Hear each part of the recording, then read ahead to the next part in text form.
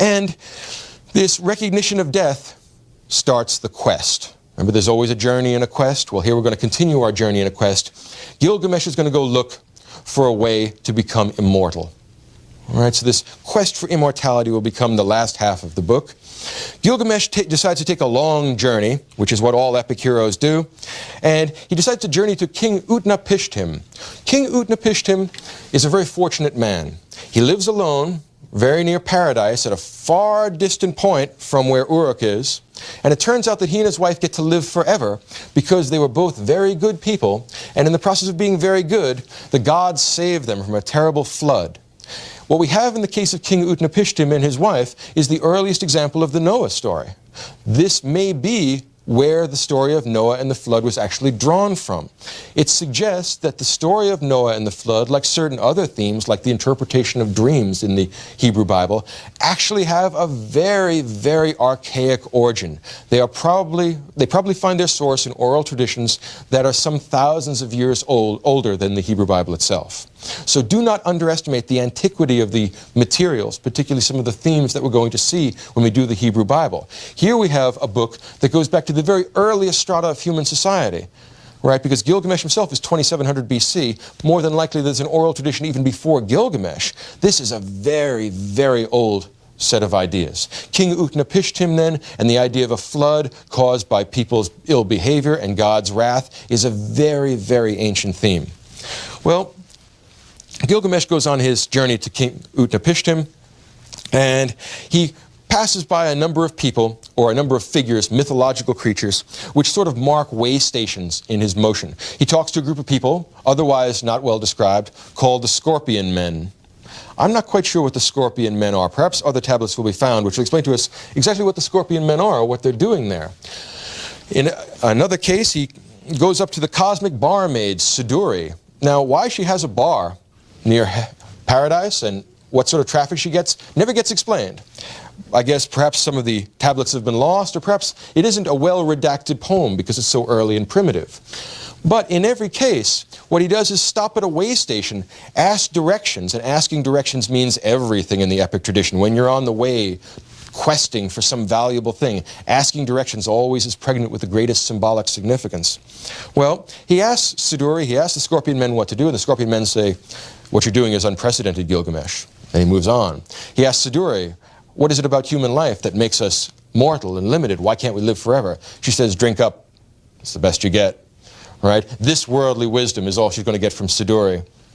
So, in some ways, you might compare this to Kirke and Calypso in Homer. We're moving from place to place, having adventure after adventure, but we keep on going towards the final goal.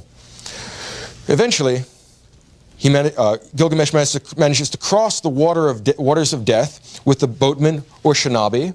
Now, this idea of crossing the waters of death, whether it's Styx or some other waters of death, is also a very, very ancient theme. All right? And waters as being the primordial element, as being the chaos, there's all sorts of resonances of that kind here. Well, they cross the water of death, and he goes and actually sees King Utnapishtim. And what does King Utnapishtim say to him? "Can't help you." He says, "Look, only I get to live forever.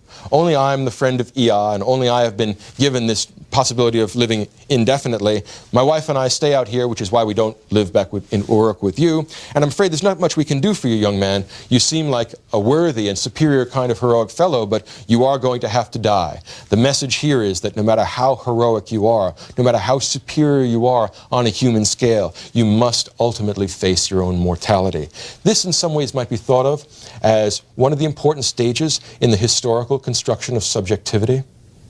In other words, I'm not convinced that our conception of the ego is a ready-made thing. My sense is that the construction of subjectivity has taken many centuries, and that what we are doing here is working through one of the most archaic conceptions of subjectivity, in which you do not recognize yourself in the other. Other people die, you see that happen. It eventually dawns on people that, wow, I'm going to die too. That limitation of the self is a big step towards our conception of what the ego is. So Gilgamesh talks to Utnapishtim. Utnapishtim says there's no permanence. He tells him the flood story, and then he says, "Okay, let's try you, Gilgamesh. Let's have a look at how you work. If you can stay up for 7 consecutive days and remain awake, I'll help you out and you'll be able to live forever. Now, a couple of important things here. First of all, sleep is an analog of death. It's symbolic death. If you cannot resist sleep for a day, much less a week, how much less are you capable of resisting death? Deep symbolism involved in that. Second of all, this image of death will be brought up again when we see Jesus preparing for his crucifixion. He says, will you three remain with me? Can you remain awake and pray? Turns out they can't do it either because they are still subject to death as well. The same symbolism and imagery is borrowed. Okay? Well, Gilgamesh sleeps for a week. He's tried by sleep. He fails. Now, here's a sort of, not exactly a deus ex machina, but it's an imperfectly redacted part of the story. Mrs. Utnapishtim, King Utnapishtim's wife, who otherwise doesn't do very much in the story, as soon as Gilgamesh wakes up, she offers the possibility to her husband, please help Gilgamesh out. Tell him about the plant of eternal life. Now what this suggests to me is that there's another story floating around about the plant of eternal life, and they kind of ran out of story here. In other words, King Utnapishtim tells them he can't live forever. But they want to get the rest of this story in. In other words, they have all kinds of interesting stories about King Utnapishtim. So they kind of cram it in towards the end, and it really doesn't make very much sense, and it really isn't a very thorough or very impressive redaction. It makes the Iliad or the Ramayana look incredibly sophisticated. In other words, this level of redaction is pretty crude. But it does offer us more information about this kind of a journey and this kind of a spiritual quest. What Mrs. Utnapishtim does is says, look, tell him about the plant of eternal life. Well, okay. Now King Utnapishtim is stuck. He's got to tell Gilgamesh about the plant of eternal life. And of course, this will have all kinds of resonances of the tree of eternal life, which you will find in the Garden of Eden. All right? So, I mean, these images are very, very archaic. Utnapishtim says, yes, there is one way. It doesn't really jibe very well with what he'd saying before, but there is one way you can live forever, Gilgamesh. What you'd have to do is dive to the bottom of the sea, I'll show you where, get the plant of eternal life, take it home with you, and then you and the people in Uruk can live forever and you'll be okay. Again, not a terribly well-redacted story. There are lots of loose ends here. You can see how someone who is used to reading Homer or used to reading something like the Song of Roland would get rather impatient with the kind of infelicities of this redaction. But the point is that he does get the plant of eternal life and then sets home. So Gilgamesh decides to go home with the plant of eternal life. Now this begs the question, how come people don't live forever? Well, there must be some part of the story where Gilgamesh fails to live forever and fails to bring home the plant of eternal life. And it turns out that there is.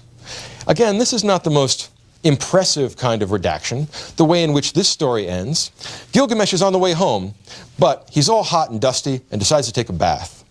And he leaves the plant with his clothes. And so he's in the water, and do you know what happens? A snake comes along and eats the plant. And that's why snakes shed their skins and seem to live forever, and people don't. It's a shame. If it hadn't been for that one bath, people would be living forever now. Now, obviously, this is the most, well, poorly tacked on and poorly thought out kind of deus ex machina, or a snake ex machina. There's got to be a Latin term for snake, but right? It's a snake ex machina, obviously. And this snake, we're going to see him again when we get to the Garden of Eden. It's the same tempter. It's the same person that denies us eternal life, or not person, symbol which denies us eternal life. So it explains to kids in Mesopotamia why snakes shed their skins, because they ate the plant of eternal life. It explains why people in Mesopotamia died, because Gilgamesh took a bath. And C, it explains how it is that we can have one grand story which talks about the quest for eternal life, but also the quest for selfhood that's characteristic of the earliest stages of human civilization. All right? So the Gilgamesh story ends with Gilgamesh coming back to the city and saying, it's a great city, big thick walls, and I'm a superior kind of a kingly, kind of a heroic guy, but I'm dying too. And that's the end, or that's as far as the story goes. In other words, Gilgamesh faces his own mortality.